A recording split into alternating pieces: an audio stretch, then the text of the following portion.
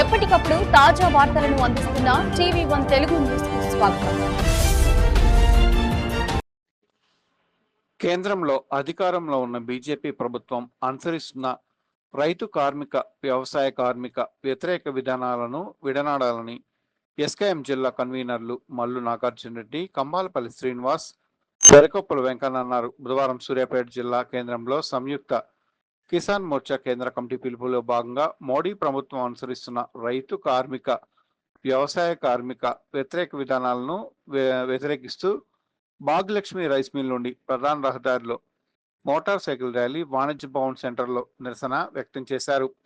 ఈ సందర్భంగా వారు మాట్లాడుతూ కేంద్ర ప్రభుత్వం కనీస మద్దతు ధర చట్టం చేయాలని డిమాండ్ చేశారు.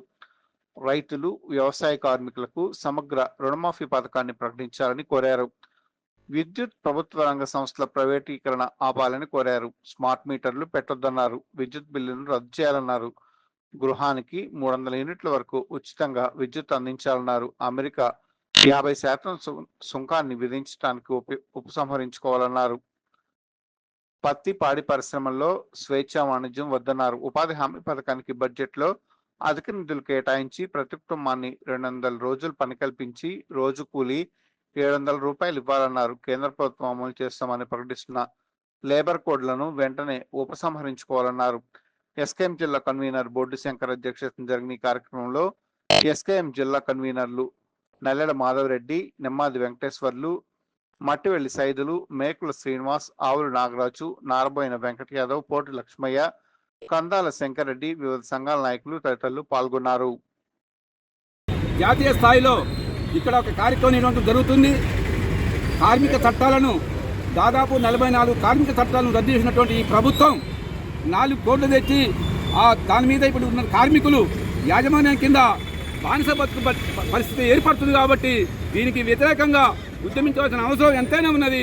ఈ కార్యక్రమానికి మన వాళ్ళు మాట్లాడినట్టు రాబోయే ముందు రాబోయే పోరాటాలకు ఇక్కడ ఎస్కేఎం ముందుండి పనిచేసి ఈ ప్రభుత్వాన్ని గద్దెదించడానికి సిద్ధంగా ఉంటుందని చెప్పి తెలియజేస్తున్నాను.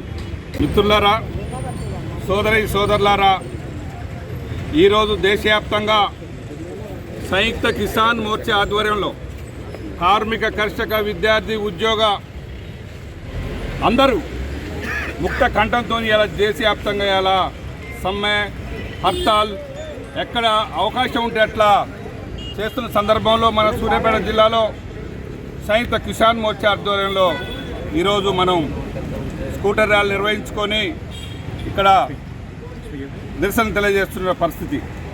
మిత్రులారా, అత్యున్నతమైనటువంటి భారతదేశంలో భారత ప్రధానమంత్రి 9/12/2021 నాడు బహిరంగంగా రాతపూర్వకంగా నల్ల చట్టాలని రద్దు చేస్తానని చెప్పి వాగ్దానం చేసినప్పటికీ నేటికి నిర్లక్ష్యంగా, నిర్లిప్తంగా ఒక దేశద్రోహి లెక్క ఇవాళ అంతర్లీనంగా అమలు చేస్తున్న పరిస్థితుల్లో ఇవాళ రైతాంగం, కార్మికులు అందరూ కూడా బజార్కు రావాల్సిన పరిస్థితి ఏర్పడ్డది. నిజంగా నీకు చిత్తశుద్ధి ఉంటే 2014లో ఎన్నికల్లో నువ్వు ప్రధానమంత్రిగా ఎన్నిక 2014 స్వామినాథన్ కమిషన్ని సిఫారసులు ఖచ్చితంగా అమలు చేస్తానని చెప్పినటువంటి నువ్వు ఎక్కడ నీ తలకాయ పెట్టుకుంటావు, ఎక్కడ నువ్వు మాట్లాడగలుగుతున్నావు రైతుల పక్షాన? ఇలా పత్తి రైతుల పరిస్థితి కావచ్చు, వరి రైతుల పరిస్థితి కావచ్చు, పండ్ల తోటల రైతుల పరిస్థితులు కావచ్చు, చాలా దారుణంగా ఉన్నది. ఏం చేస్తా ఉన్నాయి ఈ ప్రభుత్వాలని మేము రైతు సంఘాలు, సంయుక్త కిసాన్ మోర్చా పక్షాన మేము నిలదీసి అడుగుతూ ఉన్నాం. భవిష్యత్తులో ఇలాంటి చర్యలు కాక మానుకోకుంటే భవిష్యత్తులో దేశవ్యాప్తంగా ఢిల్లీలో గతంలో 13 నెలల పాటు ఎలాంటి ఉద్యమం జరిగిందో ఊరు కూడా ఖచ్చితంగా అలాంటి ఉద్యమాన్ని తీసుకొచ్చి నిన్ను ఎండగడతాం, నీ యొక్క విధానాలను ఎండగడతామని తెలియజేస్తూ ఈ అవకాశం ఇచ్చిన మీ అందరికి కూడా తెలంగాణ రాష్ట్ర రైతు సంఘం పక్షాన ఇప్పుడు ధన్యవాదాలు తెలియజేస్తా ఉన్నాను. అదేవిధంగా అందరికీ నమస్కారం.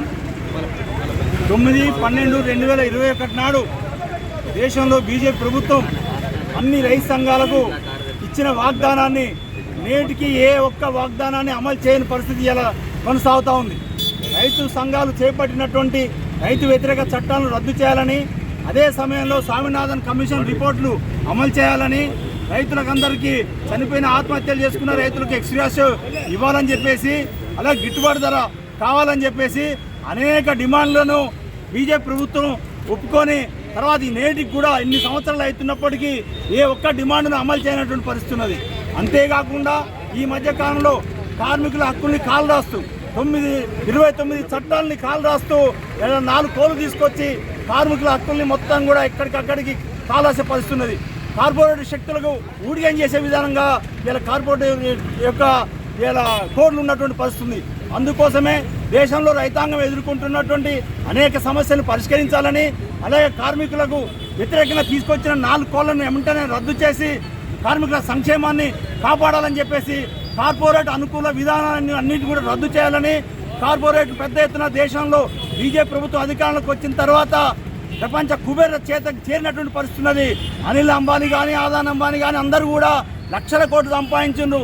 కార్మికులను నోర్లు కొడుతూ కార్మికుల యొక్క శక్తిని మొత్తం కూడా దోచుకుంటూ ఇలా కార్పొరేట్లకు దారాదత్తం చేస్తున్న పరిస్థితి కనపడతా ఉంది. ఒకవైపున కార్మికుల్ని, ఇంకోవైపున రైతుల్ని, ఇంకోవైపున మహిళల మీద దాడులు, ఇవన్నీ ప్రజా వ్యతిరేక విధానాలు అవలంబిస్తూ ఇంకోవైపున కార్పొరేట్ శక్తులకు దేశ సంపదను మొత్తం కూడా దారాదత్తం చేస్తున్న పరిస్థితి ఇలా చూస్తూ ఉన్నాం. అంతేకాకుండా మతోన్మాదాన్ని తీసుకొచ్చి ఇలా మతం పేరుతోటి ఇలా ఎన్నికల్లో గెలిచి మళ్ళా దోపిడీ చేయాలని చూస్తున్నటువంటి బీజేపీ ప్రభుత్వం దాని యొక్క నిరసించాలని చెప్పేసి, దాని విధానాన్ని ఎండగట్టాలని చెప్పేసి బీజేపీ విధానాలకు వ్యతిరేకంగా పెద్ద ఎత్తున అన్ని కార్మిక సంఘాలు, అన్ని వామపక్ష సంఘాలు, అన్ని రంగాలు కూడా ఇలా ముందుకొచ్చి నిరసన భారతదేశ వ్యాప్తంగా ఇలా నిరసన తెలియజేస్తున్న పరిస్థితి ఉన్నది. ఇకనైనా బీజేపీ ప్రభుత్వం తన విధానాన్ని వెనక తీసుకోకపోతే మొన్న జరిగిన పార్లమెంట్ ఎన్నికలనే పెద్ద గుణపాఠం చెప్పిండ్రు. 400 స్థానాలు వస్తాయని చెప్పినటువంటి బీజేపీకి 240 స్థానాలకే పరిమితం చేసినటువంటి పరిస్థితి ఉన్నది. ఈ 5 ఏళ్ల కాలంలో కూడా బీజేపీ అదే విధానాలు కొనసాగిస్తే రేపు రాబోయే ఎన్నికల్లో, పార్లమెంట్ ఎన్నికల్లో సరైన బుద్ధి చెప్తారని సందర్భంగా హెచ్చరిస్తూ ఈ అవకాశం ఇచ్చినందుకు ధన్యవాదాలు తెలియజేస్తా ఉన్నాం.